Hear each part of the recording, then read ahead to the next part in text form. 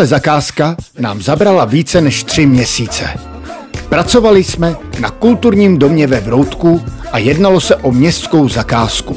Před námi tuto budovu sanovaly už 2 firmy, ale bez úspěchu.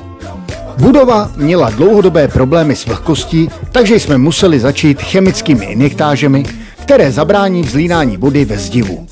Poté jsme nanesli krystalickou hydroizolaci, která pomáhá utěsnit zdivo a chrání ho před dalším pronikáním vlhkosti z negativní strany. Následovala aplikace klimatických omítek v síle až 10 cm, což zajistí, že se vlhkost nebude vracet a fasáda bude dlouhodobě stabilní. A teď konečně přichází na řadu malba fasády o rozloze 150 metrů čtverečních. Na videu to vypadá rychle, ale za těmito záběry jsou 3 měsíce pečlivé práce, aby tahle budova mohla dál sloužit svému účelu ve skvělém stavu. Sledujte nás pro další videa. Vlhké zdi.